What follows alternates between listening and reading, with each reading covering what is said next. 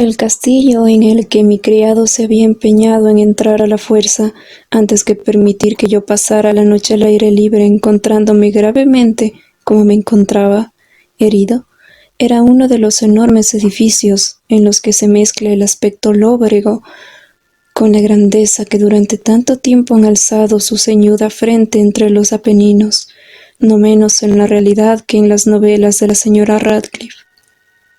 Según todas las apariencias, había sido abandonado temporalmente y en época muy reciente. Nos instalamos en una de las habitaciones más pequeñas y menos suntuosamente amuebladas. Se hallaba situada en una apartada torre del edificio. Su ornamentación era rica pero ajada y vetusta. Sus paredes estaban cubiertas por tapices y adornadas con diversos y multiformes trofeos heráldicos, así como por diversos cuadros modernos con marcos tallados en ricos arabescos de oro. En aquellas pinturas que colgaban de las paredes, no solo en sus principales superficies, sino hasta en algunos rincones que la extravagante arquitectura del castillo formaba, en aquellas pinturas, digo, y quizá a causa del delirio que comenzaba a abrumarme, se centró todo mi interés, y así ordené a Pedro que cerrase los macizos postigos de la habitación, pues ya era de noche, y que encendiera las velas de un gran candelabro que se alzaba junto a la cabecera de mi cama, y que abriese las cortinas de terciopelo negro que rodeaban también a la cama. Quise que se hiciera todo aquello para poder entregarme, si no al sueño, al menos alternativamente a la contemplación de aquellos cuadros y a la lectura de un pequeño volumen que habíamos encontrado sobre la almohada y que contendría crítica y descripción de todos ellos. Leí durante larguísimo tiempo y devotamente, muy devotamente estudié los cuadros. Rápida y gloriosamente fueron pasando las horas y llegó la medianoche. La posición del candelabro me desagradaba y, alargando mi mano con cierta dificultad para no despertar a mi dormido criado, lo coloqué de forma que su luz iluminara mejor el libro. Pero aquella acción produjo un efecto completamente inesperado.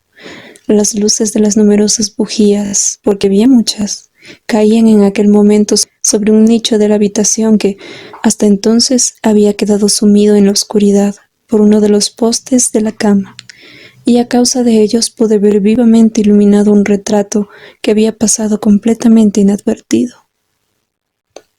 Era el retrato de una niña que comenzaba a ser mujer. Miré rápidamente aquel cuadro y luego cerré los ojos. ¿Por qué hice aquello? No pude averiguarlo en principio, pero mientras permanecí con los párpados cerrados, busqué en mi mente la razón de haberlo hecho así. Fue un movimiento impulsivo para ganar tiempo, para pensar, para asegurarme de que mi vista no me había engañado, para calmar y dominar mi fantasía y dedicarme a una contemplación más sobria y más segura. Al cabo de unos momentos, miré fijamente el retrato. Lo que yo entonces veía directamente no podía ni deseaba dudarlo, porque el primer resplandor de las bujías sobre el lienzo había parecido disipar el soñoliento sopor que se estaba apoderando de mis sentidos y volverme de nuevo a la vida despierta. El retrato, ya lo he dicho, era el de una joven. Se reducía la cabeza y hombros, hecho a la manera que técnicamente suele llamarse de viñeta. Su estilo se parecía mucho al de las cabezas favoritas de Sully. Los brazos, el pecho y hasta los brillantes cabellos se fundían imperceptiblemente en la vaga pero profunda sombra que formaba el fondo de aquel conjunto. El marco tenía forma oval, como ricamente dorado y afiligramado en los arabescos. Como obra de arte nada podría ser más admirable que aquella pintura, pero no podía haber sido ni la factura de la obra ni la inmortal belleza de aquel semblante lo que tan súbitamente y con tal vehemencia me conmovió. Y mucho menos podía haber sido que mi fantasía sacudida de su adormecido hubiera confundido aquella cabeza con la de una persona viva. Comprendí enseguida que las particularidades del dibujo, del aviñetado y del marco hubieran disipado instantáneamente tal idea y que me hubiesen evitado incluso una momentánea distracción. Meditando seriamente acerca de todo aquello, permanecí tal vez durante una hora, reclinado a medias en el lecho con los ojos clavados en aquel retrato. Finalmente, Satisfecho de haber acertado el verdadero secreto del efecto que producía, me tendí de espaldas en la cama.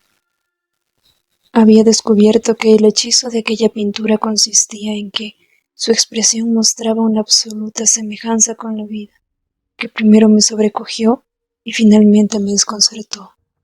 Me avasalló y me anonadó.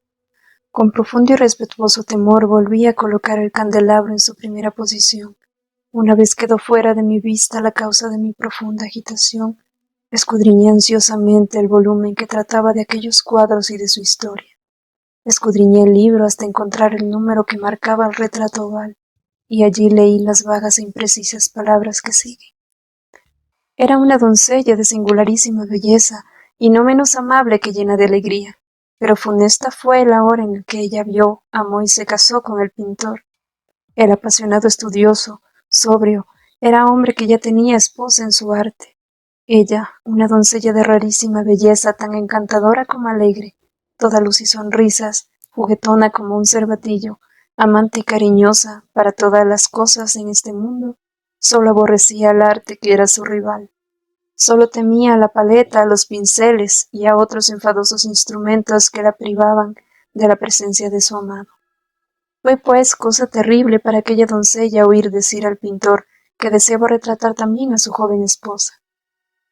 Pero ella era humilde y obediente, y permaneció dócilmente sentada durante muchas semanas en la sombría y elevada cámara de la torre, donde la luz caía sobre el lienzo solo desde arriba. Pero el pintor se aficionó enormemente a su obra, que iba adelantando hora por hora y día por día. Era un hombre apasionado y vehemente, caprichoso, que se perdía en fantaseos, de tal modo que no quería ver cómo aquella luz que se derramaba tan lúgubremente en aquella solitaria torre marchitaba la salud y el ánimo de su esposa, a quien todos veían consumirse menos él.